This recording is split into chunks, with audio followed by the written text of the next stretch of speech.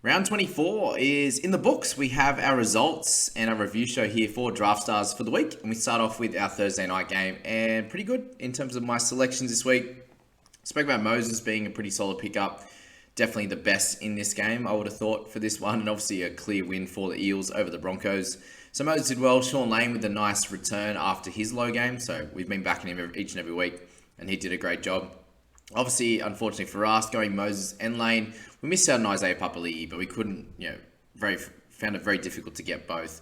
And you saw here this, the person that won had Lane and Papali'i, and then got their big score from Gutho. So that worked out the best for them. Other than that, the selections were pretty close together. Obviously, going for majority outside backs for the Eels is going to be the best way to play it. Obviously, Mike Acevo outdid Penasini a little bit, and I had him as the best one of the week. So unfortunately, that was the only kind of misstep for us. Jensen was great.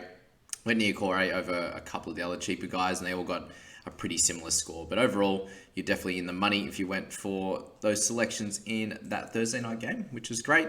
We moved to the first of the Friday night ones, and a decent one at that again.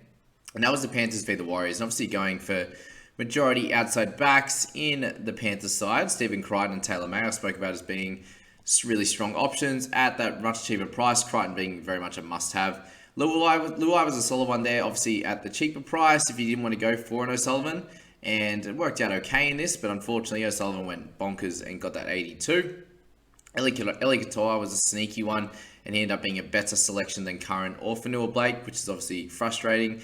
And if we played that a little bit differently, we would have obviously benefited a bit more. And then going for one of the cheaper guys in the flex in the backs for the Panthers would have worked out well. But obviously not expecting it to be ridiculous smashing. Something about this would have been fair. And To'o's been struggling a bit, and he obviously got the 2 tries. Everything worked out well for him in that one. So that's the first of the Friday night games. We moved to the second one there.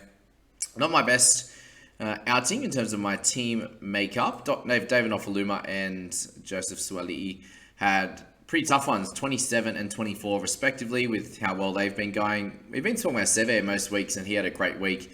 Hughes was very different, scoring-wise compared to what he has been. Walker and Radley had their lowest ones in a while. Same with Smithy.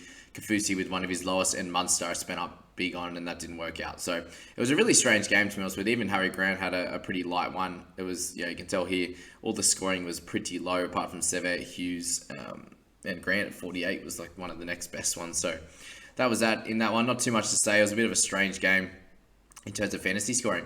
All right, 39th again in the Raiders v the Seagulls, and we spoke about Raiders probably coming in and dominating this one, and that's exactly what happened. Apart from Mr. Talatakola, so he's continued to play really, really well despite how poorly the Manly boys have been. So that worked out great. And going for Jamal Fogarty, who's been very consistent and averaging a great amount of points there, that worked out well. I ended up getting the extra cash, so I splashed it on Tapani. I was thinking Papali'i, but didn't work out. Didn't change too much of it. We had DeLewis, who ended up starting. He was cool. Tomoko could have done a little bit better than that, but that's fine. 35 for him.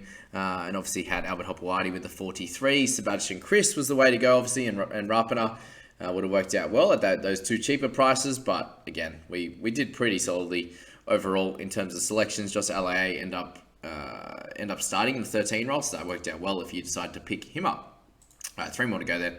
Sharks v Dogs was our next one, and this didn't work out great with the 2 scorers for me, Lockie Miller and Jesse Ramian, with just the wrong outside, literally the only 2 outside backs that went poorly for the Sharks there. We had Nico Hines, obviously he didn't score well. Also at 58 when he spent 25k on him, you're wanting a lot better. Matt Moylan was great, Hamlin Ueli scored great, and Raymond Fatala-Mariner also solid at 42. But yeah, poor scores from Miller, Ramian and Graham were what killed us there. Obviously, there wasn't a crazy amount of awesome scores yet. Iro and Mulatalo that came out did well, and that was really the thing. If you got 50 from both of them, 50 and a 60, I lost out on 47 to 110. So there's 70, 80 points there, which would have put me pretty much in first spot. So is what it is on that one, just selecting the correct ones. And they were actually cheaper than the ones I used. I could have spent up a little bit elsewhere. All right, a couple of games to go. Rabbitohs v Cowboys, just probably exactly how I thought it would go, to be honest with you. We just didn't get lucky with the outside backs, but none of them scored very well. You see the person that came first here, Holmes and Tabuai Fado, both didn't score too great. Going for Townsend, at that last slightly more expensive price to Ilias would have worked out well. Cam Murray was solid. Arrow had one of his lower games. Same with Cohen Hess, who is going to miss next week, I believe. And then Cody Walker, spent up a little bit on him, and that didn't work out as well, unfortunately. So yeah, Colin Matangi spending up on him would have worked, and a little bit lower in the other positions. Graham and Tass didn't have their best game. So overall, some decent selections, but some not so great ones as well. They just have been averaging well, just didn't pan out. And then last one for us there, Tigers v Dragons, for rounding out the Sunday afternoon there. We had Jackie Bird, who ended up starting in 13 an hour before team list, so that was good, and he obviously got binned in that time, so could have had a bit of a better score, but 48 you'll take. Adam Dewey was a must-have, as we know, and I spoke about Freeban being a good one, and then we had Jaden Sullivan for Noah Pollett that didn't work out too well. I wanted to go a little bit higher, just didn't have enough cash for him. Manu Brown did well, and then just going for guys like Jaden Sewer was a sneaky one. Jockey Madden, if you spent a little bit on him, a little bit less, on him, would have worked out well. And then you got Tautau Monga, who had a couple of good games in a row, and going him over Tyrell Sloan, who was the last one. I had the 9K and just threw him in there thinking that the Dragons could come out and win comfortably, and they did not. So these are the risks you have to take in some of these games, but I hope you guys went well. Let me know in the comments how you went, guys, and we'll catch you in the next few videos. See you later.